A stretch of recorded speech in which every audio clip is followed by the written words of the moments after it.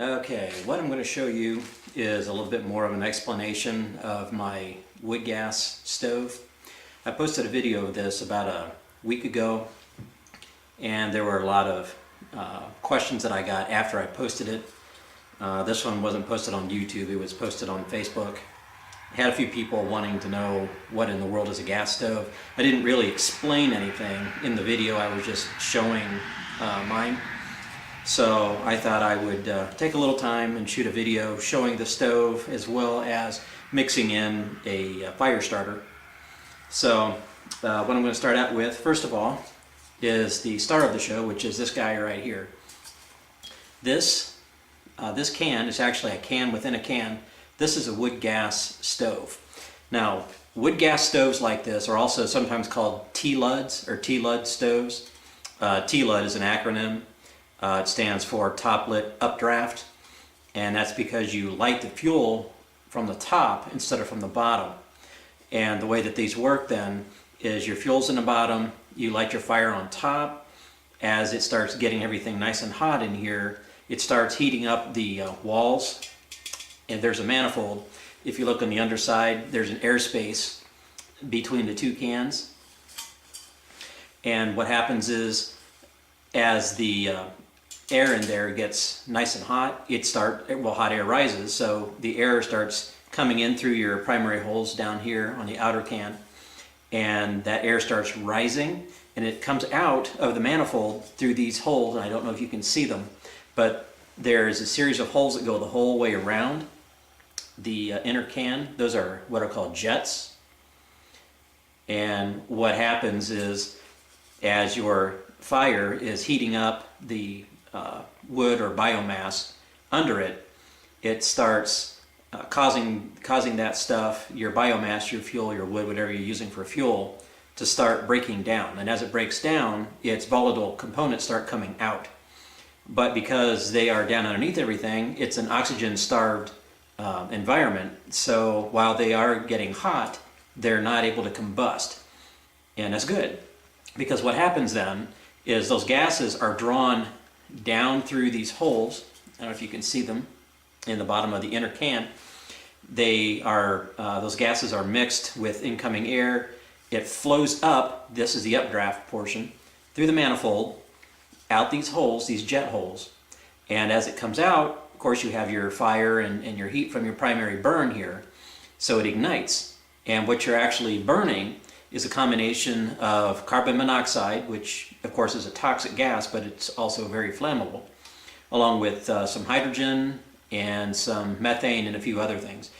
But those come out and they actually ignite as it comes out of the jets, and you can see that when these are actually working. And it causes a secondary burn, and that secondary burn helps these kinds of stoves burn really efficiently.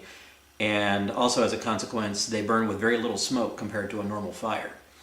The process that they use is actually a principle called gasification, which has been around since before World War II. In fact, back during that era, wood gas was actually used for as an alternative fuel. And there are companies today, this is 2018, there are companies today that actually do commercial gasification in order to create what's called syngas. That's S-Y-N, not S-I-N. And they sell it to usually fleets or fleet managers who use that to fuel their fleet vehicles. In fact, one of those companies, probably one of the better known ones, is called MagnaGas, and that's what they do. What actually happens is, as your fuel is burning down, your primary burning down through your fuel, there's a process that's taking place called pyrolysis. Say that 5 times fast. Pyrolysis is a process where you are subjecting biomass to high heat. It's getting really hot, but in an oxygen-starved environment, and because of that, those volatiles come out, but they can't combust. So they get drawn out, and then they wind up being mixed with your incoming air, your oxidizer. They go up through the manifold, which is the airspace between the cans, come out the jets, and ignite for your secondary burn. Now, I'm also going to talk for a couple minutes here and actually demonstrate something that I use for a fire starter when I'm not out, maybe making feather sticks and things like that. And I'll put this away so you can actually see this. This is a bag of dryer lint. Now, there are a lot of people online who feel that dryer lint is a terrible fire starter. It's not true. In fact, dryer lint is very flammable. In fact, it has been the cause of a lot of home fires.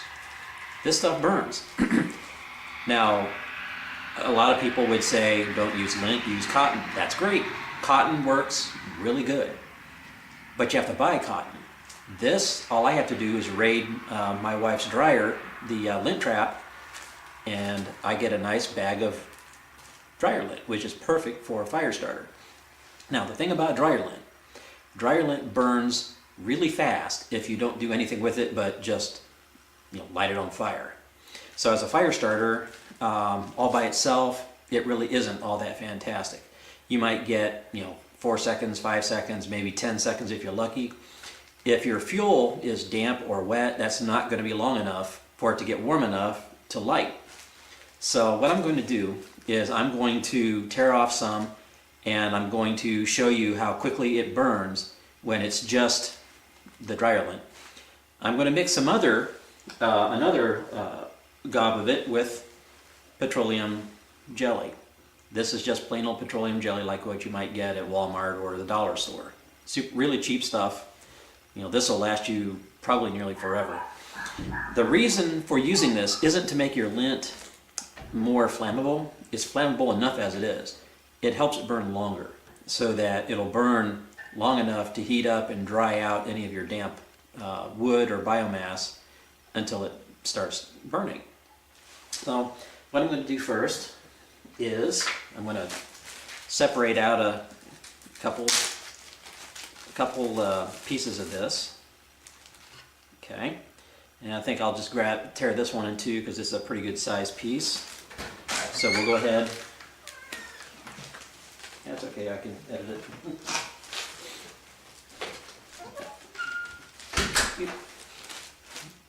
Okay. So this is a pretty good sized piece. So I'm going to go ahead and put this away for the moment. We're going to use this for this demonstration, and then we'll move on to actually demonstrating the stove. So this is just dryer lint, just like what comes out of your clothes dryer. It's really flammable, but like I said, all by itself, and you'll see, it doesn't burn long enough to do you a whole lot of good unless your wood is really, really dry, like tinder dry. So I'm just going to tear it into two roughly equal pieces. Okay. Now this piece right here, I'm going to set it aside over here. Kind of maybe wad it up a little bit. Put it here. That one I'm just going to light as it is. I'm not going to do anything with it, nothing to it. Okay. This piece I'm going to add on some petroleum jelly. And again, the petroleum jelly doesn't make it more flammable, it just allows it to burn longer before it burns out. So, and another tip is you don't want to take your lint or even your cotton, if you use a cotton, and dip it in here. Because if you do that, you're going to wind up with fibers over time. They're going to build up and your petroleum jelly is going to get really nasty. Definitely not something that you want to happen. So what you want to do is just get a little on your finger. Don't be afraid of it. You're getting a little dirty isn't going to hurt anybody. And you're just going to start working it into your dryer lint. So I'll get a little more here. And all we're doing is getting it worked in. I don't know if you can see this very good on camera, but basically that's all I'm doing here is I'm just getting it worked into the lint. Just like this. Lint is great as a fire starter because it has very, very short fibers compared to cotton. So it burns very readily and very, very rapidly. The upshot of that is just that it's easy to get a fire lit with this stuff. Okay, a little bit more here. And we'll go ahead and light this guy up. You want to leave some of it without any on it. That way you have a nice dry spot to at least get the initial fire going on your lint fire starter. Okay, so I'll let it go right there. And just kind of dry my hands off here a little bit. So again, what I have are 2 hunks of dryer lint. I have one here that has nothing on it. It's just as it was when it came out of the dryer. And this one has some, and I didn't even really work in all that much, petroleum jelly, just a little bit for demonstration purposes. So let's go ahead and light them. Now, the first one I'm going to light is this one here that has nothing on it. This is just plain old dryer lint. Okay, so let's go ahead and get that one lit first. Okay, that one's going. And we'll kind of watch it burn here. That goes to show you just how readily dryer lint will burn. It's just that it doesn't burn for a really long time if it's just lint with nothing on it. So you can see it's already mostly burning out. Just a little bit longer here and it'll be out. I'm going to get this one ready. Now this one would burn even longer if I put in more petroleum jelly. I just kind of worked in a little bit for the sake of our demonstration here. So while this one's going out, okay, it's out. Let's go ahead, and that was probably, I'll be kind of liberal in the time. I'd say that maybe burnt maybe 30 seconds.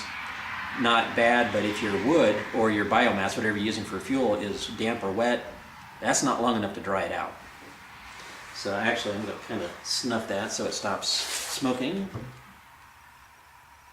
Okay. Alright, so we're going to move on to our dryer lint that has some petroleum jelly in it. So we'll go ahead and light this guy up. Okay. And you'll notice right away too, it has a much stronger flame to it. And the nice thing about this will burn, longer and actually a little bit hotter, so that your whatever you're using for fuel has a chance to dry out and get hot enough to start combusting. So we'll let that burn a little bit here. And actually, if you do this with cotton, it will do pretty much the same thing. It's going to burn just like this. It's going to do the same thing. Probably the main thing that lint has over cotton is just that cotton, you have to buy it. You have to go to the store and buy cotton balls, whereas this stuff, you don't. All you have to do is raid your clothes dryer. It doesn't cost you anything. Just something that you're going to take out of the lint trap anyway and do away with. Well, why not go ahead and bag it up? Because as you can see here, this makes a really good fire starter. And if I had mixed in even more petroleum jelly on it, this would be an even better fire starter. It would burn even longer. Yeah, here in just a few moments I'll probably go ahead and snuff it out unless it goes out on its own. But the petroleum jelly allows it to burn hotter and longer. So it could sit here and burn for a bit. But hopefully you can see right away that dryer lint is a good fire starter. It's every bit as good as cotton is, and it doesn't cost you anything. And if you mix it with a little bit of petroleum jelly, not only does it light readily, it'll burn for a long time. It'll definitely burn long enough for any damp or wet fuel to take off and start burning. And I didn't use a big lighter or anything. I just used a ferro rod, a ferrocerium rod. That's what I use for starting these fires. Okay, I'll just go ahead and snuff it out so we can move on. But you can see, how great this stuff burns with just a little bit of petroleum jelly on it. So we'll go ahead and put it out. Okay. Move it out of the way here. All right. So what I want to do next is I want to go ahead and show again the actual stove. And what I'm going to do is light it up. I'm going to put some wood in it, and then I'm going to use a lint fire starter like what you saw here to get it going. So So I'm going to pause the video just so I can break up some wood. Incidentally, the wood that I'm using, I'm just using just plain old small, sticks and twigs, this kind of stuff. This stuff is perfect. Some of what I have here is fairly dry. Some of it is damp because, here in Ohio we have had a lot of rain over the last few days. So some of it is still damp, but, we have the fire starter. So because of that, no matter how damp this stuff is, it will have enough heat and flame long enough for it to actually catch and then start burning. So I'll go ahead and pause the video, get this loaded up, and then we'll pick up with us getting this thing lit.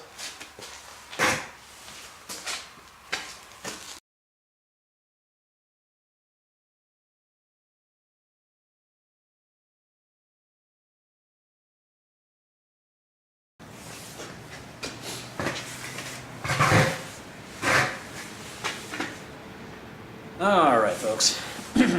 I intended to do this last night, but some stuff came up and I didn't get a chance, so we're going to continue this. This is a continuation from last night.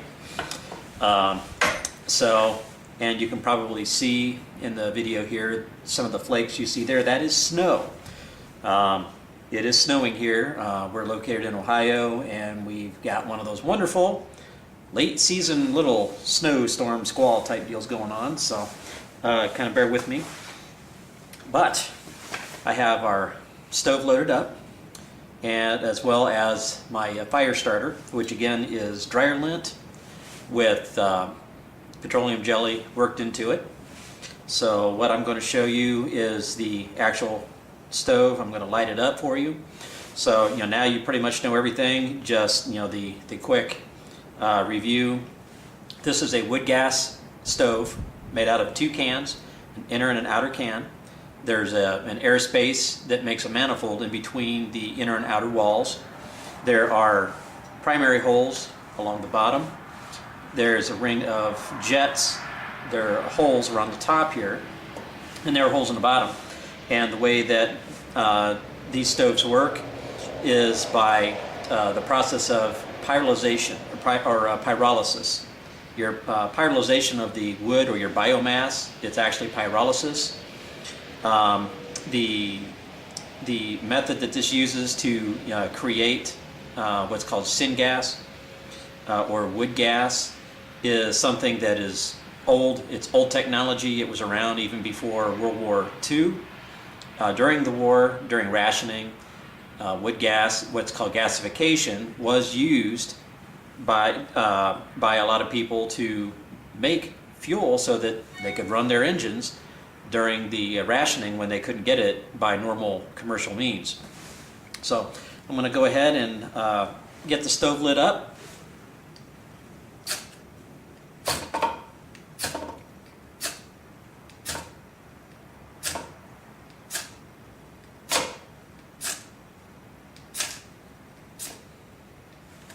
Okay, get started. We'll see the flames coming up here in a minute.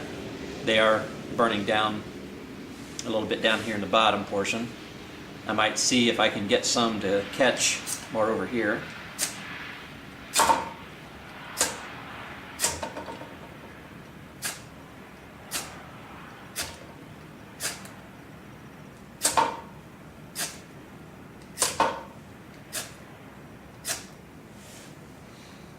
Okay, it is starting up here. The nice thing about the dryer lint, like I said in my last video, or the last section of this video, is that it's cheap because you don't have to go to the store to buy it. You literally raid your dryer. It's free. You don't have to go to the store and buy it like you would cotton balls, although cotton balls work great. Nothing wrong with using cotton balls. Usually when you do that, you use petroleum jelly with them so that the cotton ball burns longer, gives it a chance to burn long and hot so that any damp or wet biomass, wood or whatever you're using, has a chance to dry out enough to combust. So this is getting started. On the camera, I don't know, you might be able to see the flame coming up. It's a nice slow burn, which is what you want when we're getting everything started. Again, the technology that these use is really old. Gasification is an extremely old and well-known technology, and there's no hocus pocus to it. It's just a really old technology.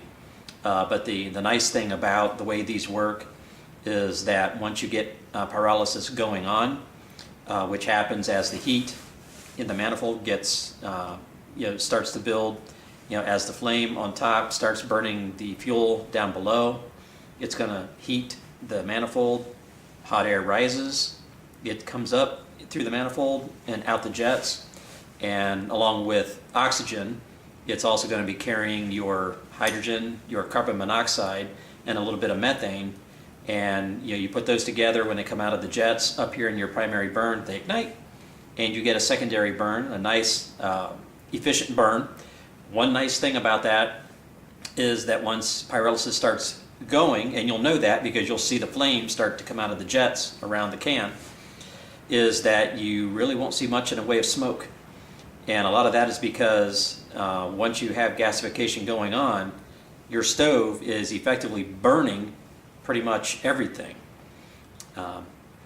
It's burning down through the wood that hasn't been burnt yet. It's subjecting it to a lot of heat. As it's doing that, those pieces of wood down there that are being subjected to heat can't combust because they're down where they're in an oxygen-deprived environment. There really isn't much in the way of oxygen down there. There's some, not a lot, so they don't readily combust. So those gases get drawn down, pulled in with your incoming air, up the manifold, and out through your jets. So we're just watching this still kind of get started. The fire starter in there is doing a good job of keeping a nice slow burn so that the wood that's in here has a chance to get going. There's also a little bit of magnesium in there from my ferro rod, so every once in a while I'll see a nice little flash.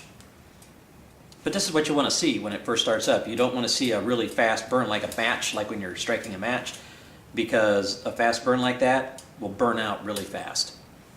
You want a nice slow burn until your stove has a chance to get going so that you have an actual gasification fire going on. Of course, it's blowing a little bit because, as I said, you can't see it on camera, but we are in the middle of a nice little mini snowstorm. It's March 1st, 2018, and what do you know, we got a nice little storm going on and a little bit of wind here. I'm sheltered a little bit, just a little, but some of that wind is getting in here. So we will just kind of sit here and watch our stove warm up and get going. In a little bit, we'll see gasification start, and we'll know that because, as I said, we'll start to see the flames coming out of the jets around the can.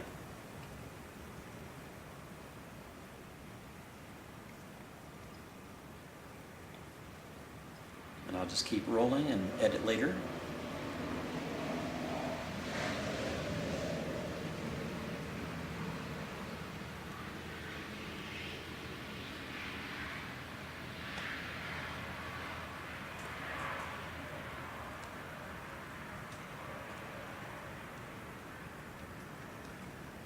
Yeah, it's going along pretty good.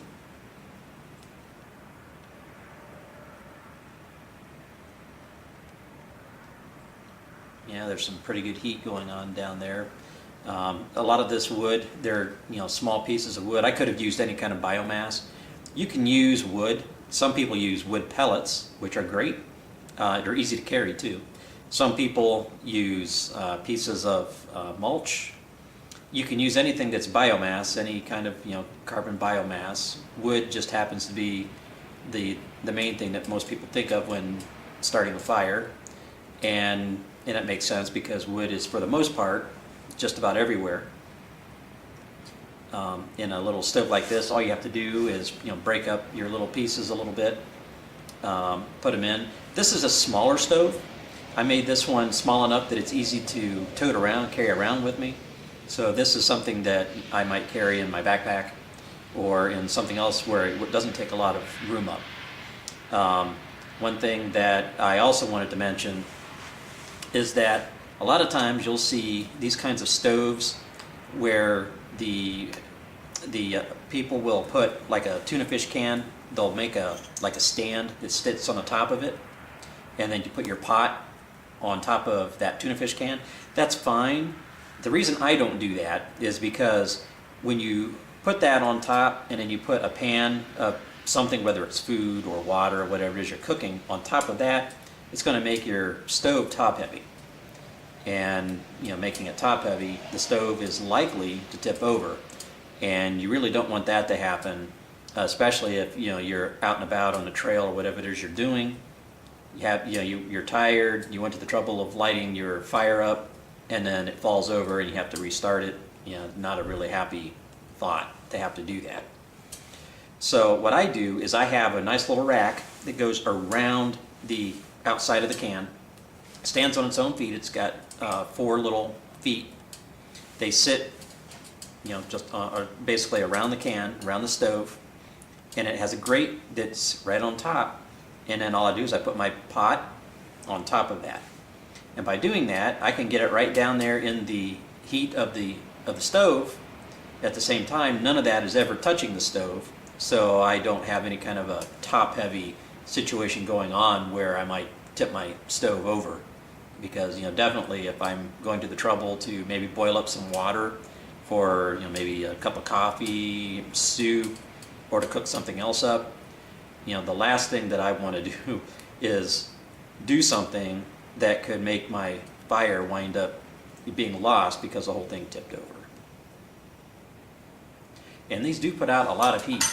Even one that's this size, I guess I could say one this small. I mean, this is a relatively small stove. But a stove like this, for its size, puts out a lot of heat.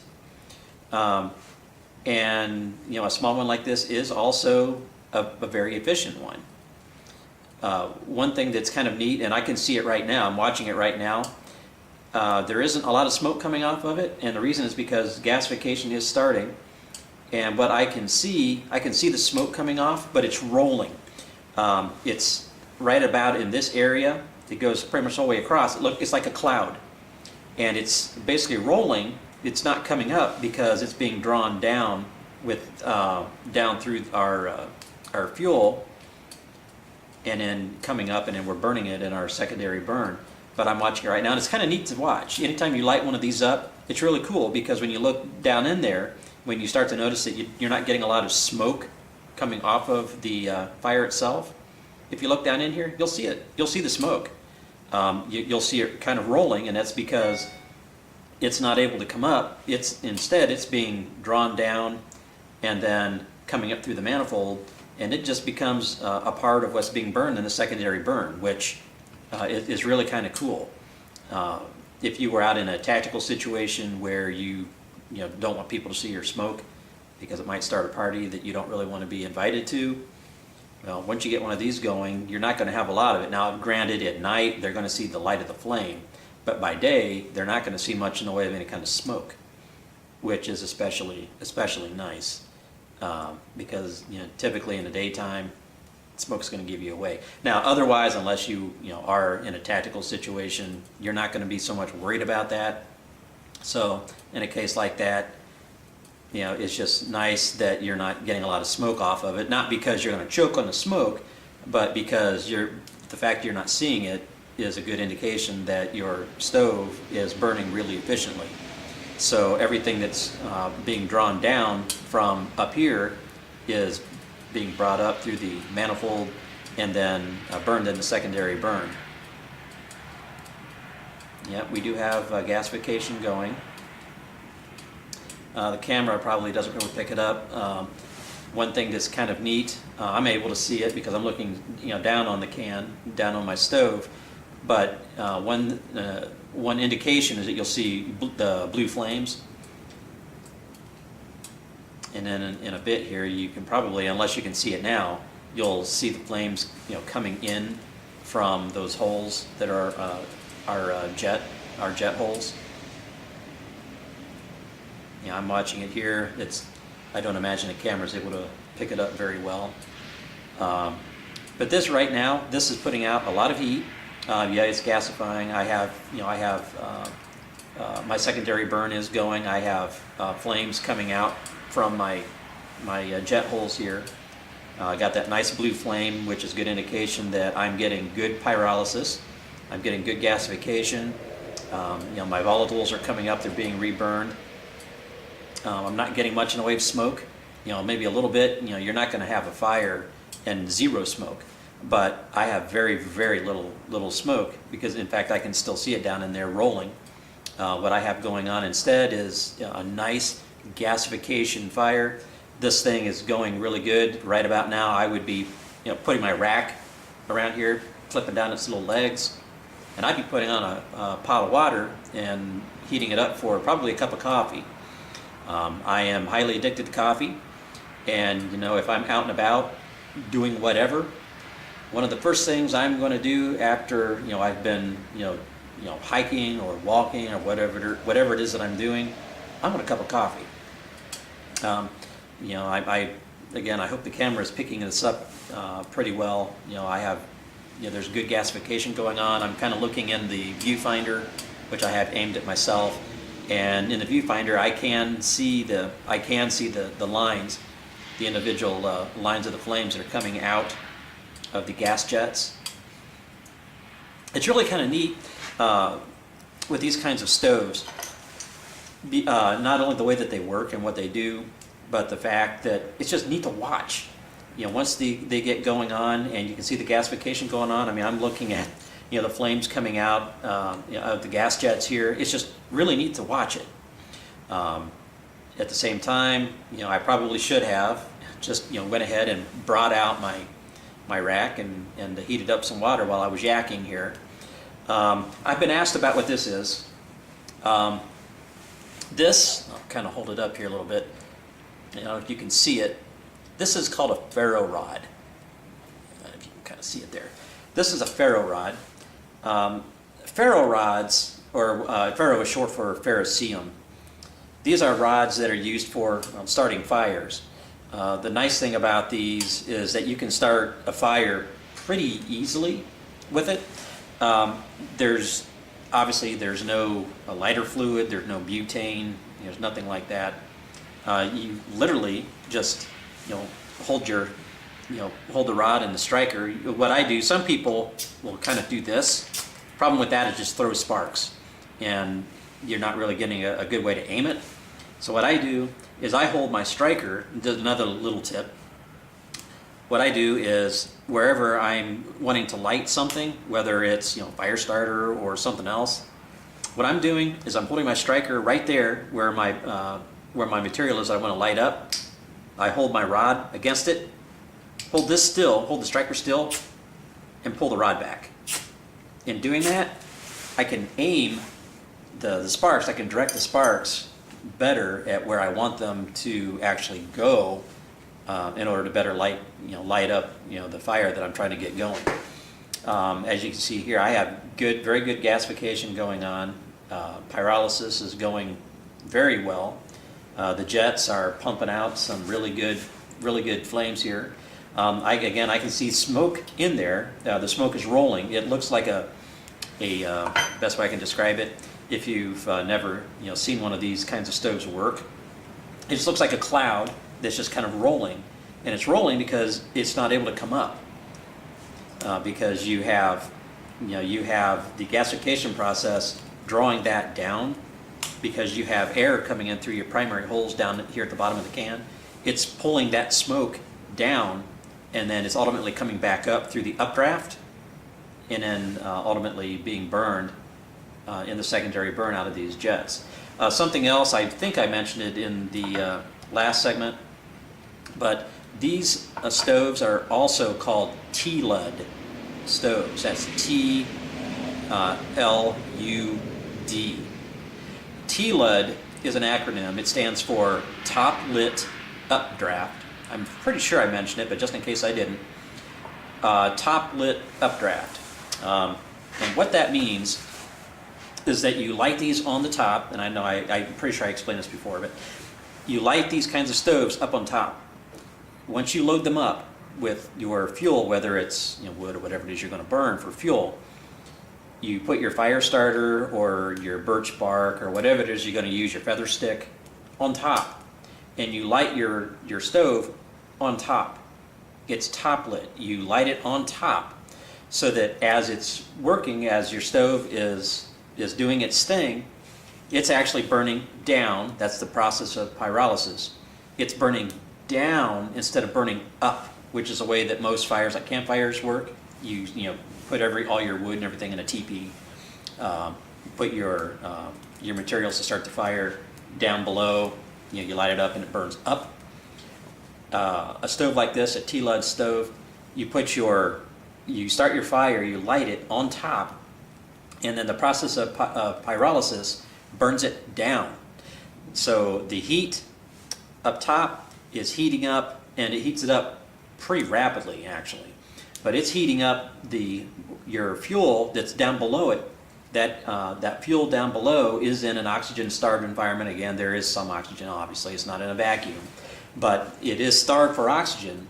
So because of that, that heat is able to release the volatiles, which among other things are things that you want in order for the fire, which are things like your methane, your hydrogen, and your carbon monoxide.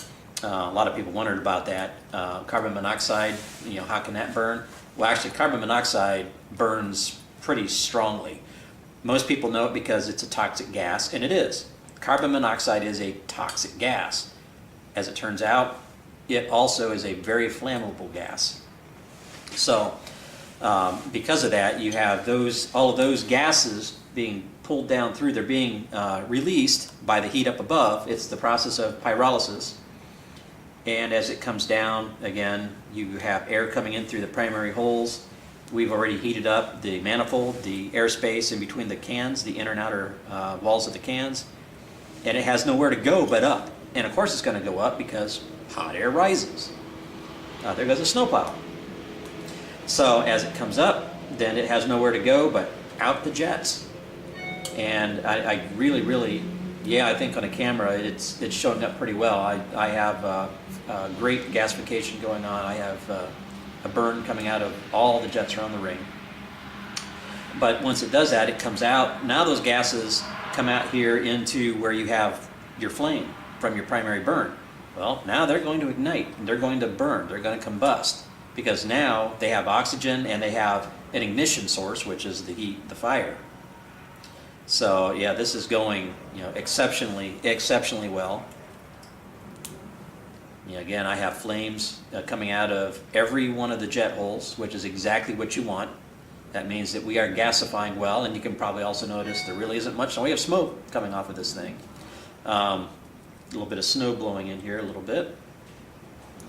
Now, eventually, once this burns down, if I go ahead and put it out, what I will be left with is what's called biochar, which is like a form of charcoal. That's good fertilizer. What a lot of people do, a lot of people use these to create that. Not so much to use these as a stove to cook on, but they will use these to create biochar, and then they'll put that in their garden or in their flower bed or whatnot, wherever it is that they might want to help something grow. So that biochar is perfect for that. Perfect for that. If you just let it go, eventually what will happen is you'll just be left with a lot of really fine ash. And the reason it's a really fine ash is because these stoves have such an efficient burn that if you let it go all the way, there will be nothing left. Nothing at all. This stove will consume everything. All of the fuel that you put in it will be consumed. So, and you can see it's still going really well. Looking down in it, there's still a pretty good amount of wood there, so this is probably going to burn for a little bit. This would be great if I was on the trail or something, because along with being able to cook with this, it's also a good source of heat. I can put my hands over it. In fact, I really don't have to because it's putting out a lot of heat just from where I'm sitting here. These are just a fantastic little stove. So I'm going to go ahead and let it burn a little bit here. But the main purpose of this video, this segment and the last one, was to kind of explain how these work, because I posted one on Facebook. Now it's been some days ago now, and I immediately got a lot of questions from people who saw it and wondered, that's really cool. What is it? What exactly is a wood gas stove? And that's when I realized that, what I actually posted was more showing you the stove.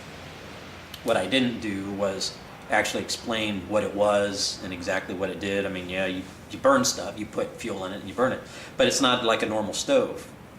Wood gas stoves are a little bit of a different animal. These stoves are designed so that you get this secondary burn. They actually produce pyrolysis. A mistake some people do make, and I'll throw this out there, a mistake some people do make with these stoves is, and I see it all the time, is they will, as they're loading them up, they'll put their starter source in the bottom, and then they'll put their wood or their biomass on top. You can do that and light it that way if you want. Your stove is still going to work. Problem with doing that is that if you're lighting it on the bottom, you won't get pyrolysis. You will not get pyrolysis, because what you're doing now is you're using that heat to release volatiles up above, but those volatiles, because they are above the flame already, those volatiles are going to already be combusted.